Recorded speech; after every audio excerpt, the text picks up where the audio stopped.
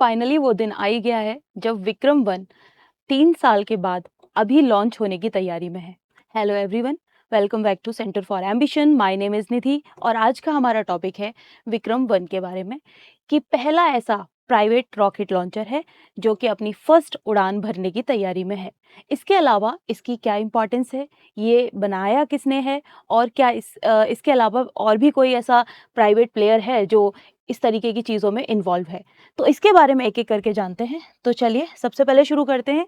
ये आपने न्यूज़ आज की देख ली होगी, द हिंदू में एक आर्टिकल निकला है, विक्रम वन जो कि इंडिया का पहला प्राइवेटली डेवलप्ड ऑर्बिटल रॉकेट है, वो क्या होने वाला है, वो अपनी पहली उड़ान भरने वाला है, यानी कि लॉन्च होने वाला है, ठीक है? ये इसके बारे में बताया हुआ है। अगर मैं इस विक्रम वन के बारे में बात करूँ, तो थोड़ा-सा न्यूज़ से स्टार्ट करते हैं। तो ये जो है सबसे पहले ये स्टार्ट किया गया था 2000 अक्टूबर 2023 में, ठीक है? अक्टूबर 2023 में सबसे पहले ये मिशन लाया गया था बाय द स्काई रूट, ठीक है? स्काई रूट एरोस्पेस जो है वो एक प्राइवेट प्लेयर है जो क्या करता है, जो इस तरीके के जो रिसर्च से रिलेटेड चीज़ें होते हैं, मिसाइल वगैरह, रॉकेट लॉन्चर वगैरह, ये सब बनाता है, ठीक है? अक्टूबर 2023 में हैदराबाद से पहली बार इसको क्या किया गया, अनवील्ड किया गया। हैदराबाद से इसको पहली बार अनवील्ड किया गया। उसके बाद नवंबर 2025 में हमारे प्राइम मिनिस्टर श्री मोदी जी के थ्रू इसको अनवील्ड किया गया, ठीक है? और उसके बाद फाइनली अब क्या हुआ है कि 12 जुलाई से और 4 अगस्त के बीच में इसकी डेट रखी गई है जब ये पहली अपनी उड़ान भरने वाला है, ठीक है? तो ये न्यूज़ में इसीलिए है क्योंकि ये पहला प्राइवेट स्पेस कंपनी जो है उसके थ्रू बनाया गया है, यानी कि पहला प्राइवेट जो है privately developed orbital class launch vehicle है, ठीक है? इस मिशन को जो नाम दिया गया है वो मिशन का नाम है आगमन। आगमन मीन्स जाना, ठीक है? मिशन आगमन, ओके? उसके अलावा इसमें हाँ, इसको ये जो सतीश धवन श्रीहरिकोटा वाला सेंटर है, यहाँ से इसको लॉन्च किया गया है, ओके? इसके अलावा इसमें थोड़ी-सी और चीज़ें हैं, वो जान लेते हैं कि 2020 से पहले ऐसा नहीं होता था। अभी हम इसको एम्फसाइज़ इसीलिए कर रहे हैं क्योंकि बिफोर 2020 किसी भी तरीके के प्राइवेट प्लेयर्स को इस रॉकेट लॉन्चिंग और रॉकेट बनाने की चीज़ों में डायरेक्ट जो है अनुमति नहीं थी, ठीक है? बट होता क्या है, 2020 के बाद हमने एक एजेंसी बनाई जिसका नाम था इन स्पेस, ठीक है? क्या नाम था इसका? In space. ये एक सिंगल विंडो क्लियरेंस प्लेटफॉर्म तैयार किया गया जो इनके रेगुलेशन और फैसिलिटेशन का काम करेगा, ठीक है? यहाँ पे किसी भी प्राइवेट प्लेयर को पहले रजिस्ट्रेशन कराना पड़ता है, उसके बाद ही वो आगे जो है चीज़ों में ये सब परमिशन उसको मिल पाती हैं, ठीक है? 2020 से पहले क्या होता था कि ये जितने भी रॉकेट लॉन्च और जितना भी मिसाइल वगैरह ये सब चीज़ों में, इन सब चीज़ों का बनाने का काम सिर्फ़ और सिर्फ़ इसरो का होता था। बट 2020 के बाद से इनको हमने प्राइवेट प्लेयर्स को मौका दिया और अभी इसरो क्या है कि उसको अपना ज़्यादा टाइम मिलेगा कि ताकि वो रिसर्च कर सके, ना कि अब ये चीज़ें बनाने में उसका समय जाए। इससे पहले ये private player as a private vendor काम किया करते थे इसरो के लिए, ठीक है? उसके बाद होता क्या है कि हाँ, ये जो प्रोग्राम है, ये जो विक्रम फर्स्ट है, इसको लॉन्च किया गया। तो अभी इसके डेट्स भी आ चुके हैं कि ये लॉन्च कब करेगा, ठीक है? 12 जुलाई, 4 अगस्त 2026 को ये पहली उड़ान भरने वाला है, ठीक है? अब थोड़ा इसके बारे में जानते हैं कि ये जो विक्रम वन है, वो 3 स्टेज है। 3 स्टेज, हालाँकि ये 4 स्टेज है। इसमें पहले 3 स्टेज जो है सॉलिड फ्यूल है और 4th स्टेज जो है इसका वो लिक्विड वेस्ट है, यानी लिक्विड फ्यूल पे काम करेगा, ठीक है? लिक्विड फ्यूल पे काम करेगा। ओके, इसके अलावा ये डेवलप किसने किया है? स्काई रूट एरोस्पेस ने। ये इंडिया का पहला private rocket capable of placing satellites into orbit, यानी कि इंडिया का पहला प्राइवेट ऐसा जो है प्लेटफॉर्म है जो क्या करने वाला है, जो अर्थ का ऑर्बिट है वहाँ पे हमारे सैटेलाइट्स को प्लेस कर सकता है, ठीक है? इसीलिए इसकी इंपॉर्टेंस बहुत बढ़ जाती है, स्पेशली प्रीलिम्स के एग्जाम में, ठीक है?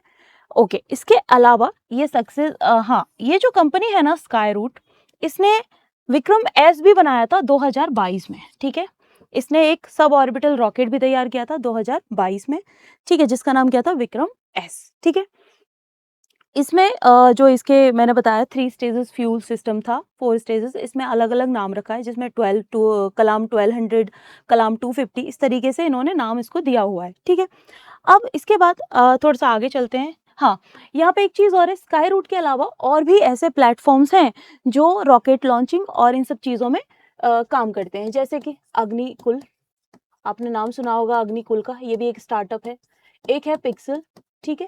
तो कहीं न कहीं अगर हम जब इस तरीके से प्राइवेट प्लेयर्स को लेके आ रहे हैं, तो जैसे आपने स्टारलिंक का नाम सुना होगा, ठीक है? तो हम इस तरीके से अगर अपने प्राइवेट इंस्टीट्यूशंस को स्ट्रॉन्ग करेंगे, स्टार्टअप्स को मौका देंगे, तो उससे क्या होगा, इसरो ज़्यादा से ज़्यादा रिसर्च वर्क कर पाएगा, ठीक है? तो इसीलिए ये बहुत इम्पोर्टेंट हो जाता है हमारे लिए। उसके बाद आगे चलते हैं कि इसका फीचर क्या है। पहला फीचर तो यही है कि इसमें एक डेवलपर लगाया गया है। मिशन का डेवलपर की बात करूँ तो इसका डेवलपर का हो जाता है स्काईरूट एरोस्पेस। इसका डेवलपर कौन है? इसका डेवलपर है स्काईरूट एरोस्पेस। मिशन का नाम क्या रखा है? आगमन, जैसे मैंने इनिशियली बताया, मिशन का नाम है आगमन, ठीक है? उसके अलावा ये जो रॉकेट का टाइप है वो कैसा है? ऑर्बिटल क्लास लॉन्च व्हीकल, ठीक है?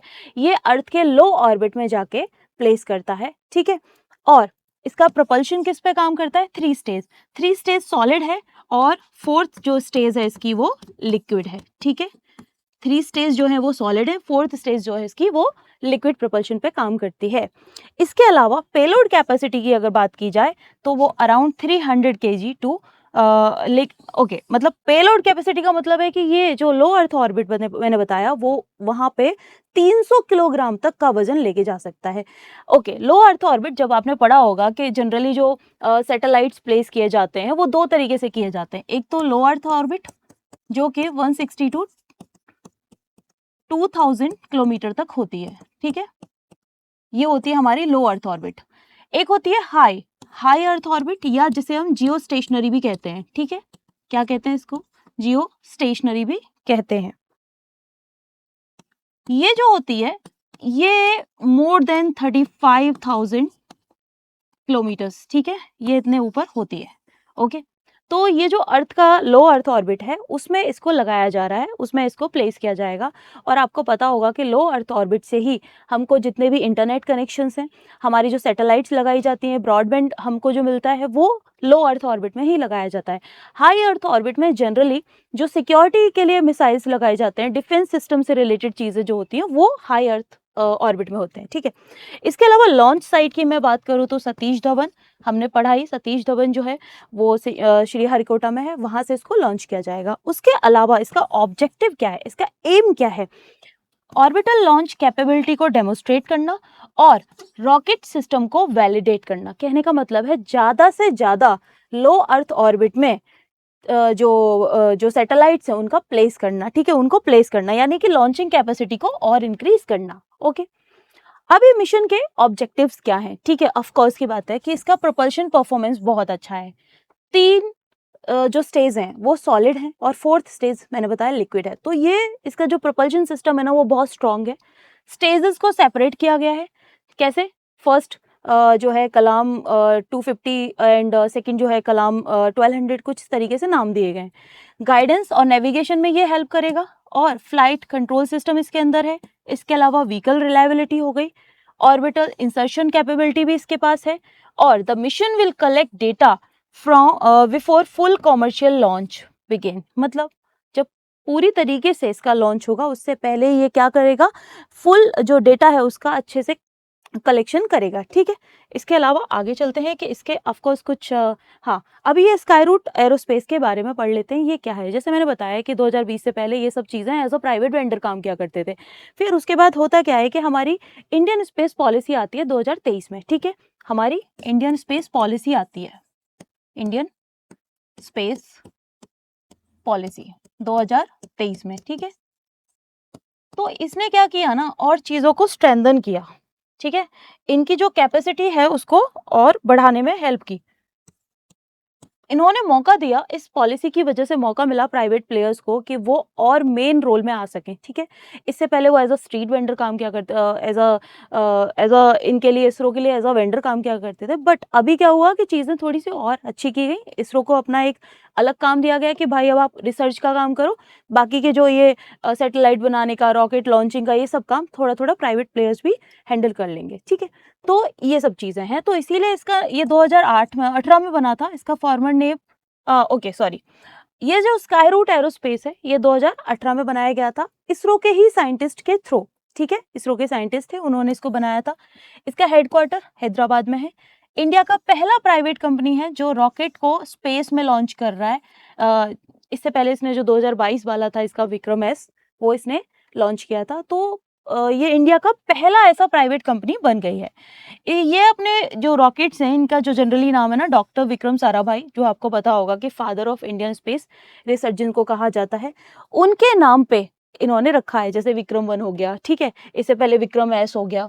ओके, अब इसकी इम्पोर्टेंस क्या है? कुछ तो इम्पोर्टेंस होगी इंडिया के लिए। पहली इम्पोर्टेंस ये है कि जो प्राइवेट स्पेस सेक्टर है उसमें ग्रोथ होगी, ठीक है।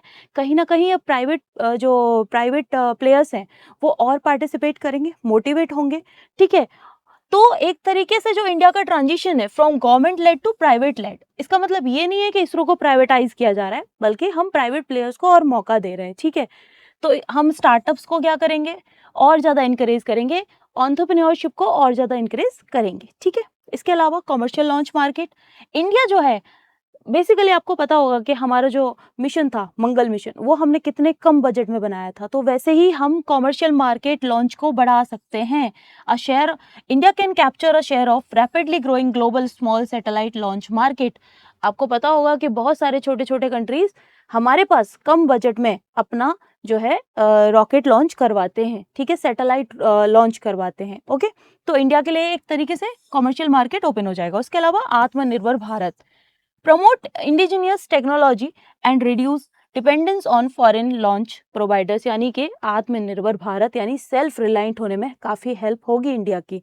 ओके, इसके अलावा एम्प्लॉयमेंट एंड इनोवेशन भी होगा। ऑब्वियस सी बात है कि जब इस तरीके से प्राइवेट प्लेयर्स काम करेंगे तो जिसको जैसे आपने पढ़ा होगा ब्रेन ड्रेन थियरी के बारे में, तो बेसिकली जो बेस्ट इंटेलिजेंट लोग जो होते हैं जो आउट ऑफ इंडिया चले जाते हैं क्योंकि इंडिया में उनके लिए वैसा एम्प्लॉयमेंट जनरेट नहीं हो पा रहा, तो ये कहीं ना कहीं हेल्प करेगा कि एक एम्प्लॉयमेंट जनरेशन उनके लिए हो सके, ठीक है। इसके अलावा स्ट्रैटेजिक इंपॉर्टेंस भी है। इंडिया अपनी इंडिपेंडेंट लॉन्च कैपेबिलिटी बढ़ा सकता है, ठीक है। Communication, remote sensing, navigation, defence और साइंटिफिक मिशंस को और भी ज़्यादा बूस्ट कर सकता है, ठीक है। उसके अलावा ये तो इम्पोर्टेंस है, बट कहीं ना कहीं चैलेंजेस भी हैं, ठीक है।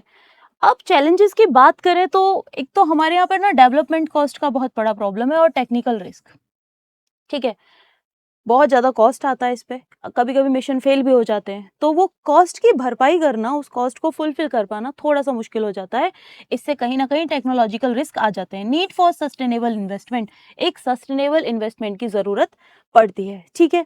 और इसके अलावा कंपटीशन फ्रॉम ग्लोबल प्लेयर्स जैसे कि space x, rocket labs and others, Starlink also. तो इन सब प्लेटफॉर्म से, ग्लोबल प्लेटफॉर्म से भी क्या है, इनका कॉम्पिटिशन है, ठीक है। ग्लोबलाइजेशन का जो इशू है वो हाई कंपटीशन है यहाँ पे, ठीक है। रेगुलेटरी एंड इंश्योरेंस रिक्वायरमेंट भी चाहिए होते हैं कि मान लीजिए कोई मिशन चल रहा था और वो क्या हो गया, फेल हो गया, तो अब उसकी वजह से क्या हो कि वो कंपनी जो थी, प्राइवेट कंपनी, वो लॉस में ना चली जाए, उसके जो काम करने वाले लोग हैं उनको किसी भी तरीके से प्रॉब्लम ना हो। तो इस तरीके से इंश्योरेंस और रेगुलेशन का भी एक कुछ ना कुछ सोल्यूशन होना चाहिए, ठीक है। इसके अलावा ensuring mission reliability for commercial customers, तो हम क्या कर सकते हैं इसके अलावा, जो कॉमर्शियल कस्टमर्स हैं उनके लिए जो मिशन, बेसिकली जो ensuring mission reliability for commercial customers, तो ये रिलायबिलिटी का इशू भी थोड़ा कहीं ना कहीं आ सकता है। तो बेसिकली हमने ये पूरा टॉपिक यहाँ पे आज खत्म कर लिया है। ये था हमारा विक्रम 1 के बारे में। अब ये टॉपिक हमारे लिए प्रीलिम्स में बहुत इंपॉर्टेंट है, तो ये आपको पढ़ना चाहिए, ठीक है। अगर आपको ये वीडियो पसंद आया हो, लाइक शेयर एंड कॉमेंट, और आपके कुछ भी डाउट हो तो आप कमेंट बॉक्स में एज यूजुअल, मैं हमेशा कहती हूँ, पूछ सकते हैं। Thank you so much. कल मिलते हैं फिर नेक्स्ट किसी और टॉपिक के साथ। Thank you so much.